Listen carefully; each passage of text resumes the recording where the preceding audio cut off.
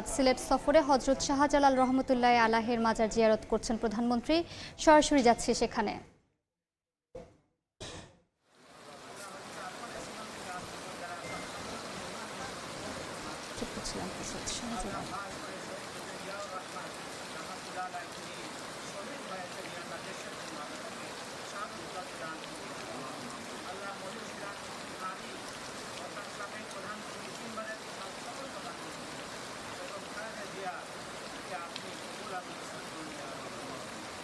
আমাদের মাননীয় প্রধানমন্ত্রী তারেক রহমান সাহেব আজকে শাহজালাল রহমতুল্লাহের দরবারে এই হাজকে আপনি কবুল করেন এবং তাকে আপনি কবুল করেন, তাকে দেশের জনগণের জন্য কবুল করেন, দেশের জন্য কবুল করেন।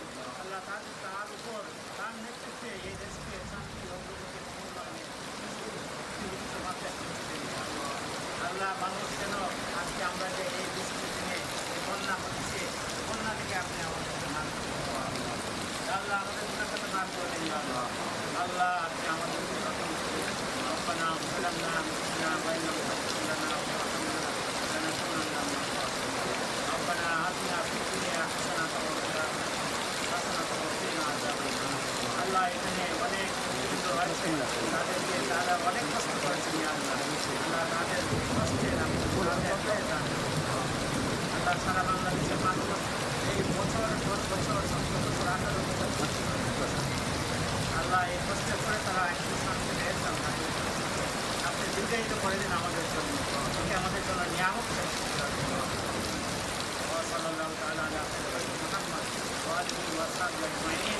আল্লাহ আপনি শাহজালাল রহমতুল্লাহ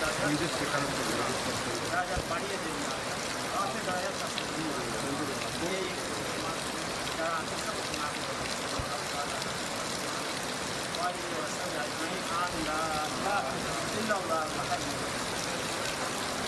অবস্থান করছেন সিলেটের হযরত শাহজালাল রহমতুল্লাহ আলাইহির দরগাহ প্রাঙ্গণে। কিছুক্ষণ আগেই তিনি হযরত শাহজালাল আন্তর্জাতিক এয়ারপোর্ট থেকে ওসমানী বিমানবন্দরে নেমে সরাসরি এই দরগাহ প্রাঙ্গণে এসে পৌঁছেছেন এবং এই দরগাহ প্রাঙ্গণে এসে আসলে তিনি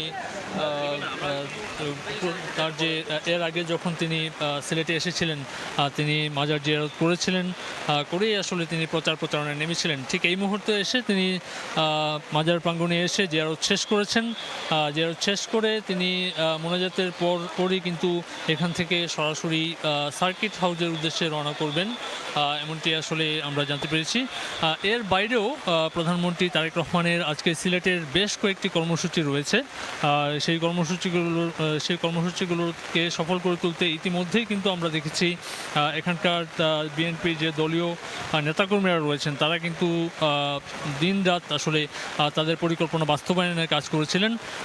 এই মুহূর্তেও তারা বিভিন্ন জায়গাতে অবস্থান করছেন, বিশেষ করে চাঁদনী ঘাট এলাকা, যেখানে তিনি শুধু সমাবেশে যোগদান করার কথা রয়েছে। এর বাইরে বাসিয়া খাল যেটি রয়েছে, যেটি পুনরুদ্ধার করার জন্যে আসলে বেশ কিছু দিনের জনগণের একটি আকাঙ্ক্ষা ছিল, সেখানে তিনি যাবেন এবং শিল্পকলায় একটি আলাদা কর্মসূচি রয়েছে। তো এই কর্মসূচিতে তিনি বিভিন্ন কর্মসূচিগুলোতে যোগদানের পরপরই কিন্তু সিলেটের যে সফরটি রয়েছে সেই সফরটি তিনি শেষ করবেন এবং ঢাকার উদ্দেশ্যে রওনা করবেন সন্ধ্যার মধ্যেই। তো এই ছিল আসলে আমার কাছ থেকে সিলেটের তারেক রহমানের সফরের সর্বশেষ। যুক্ত ছিলাম সিলেটের হযরত শাহজালাল রহমতুল্লাহ আলাইহির মাজারে।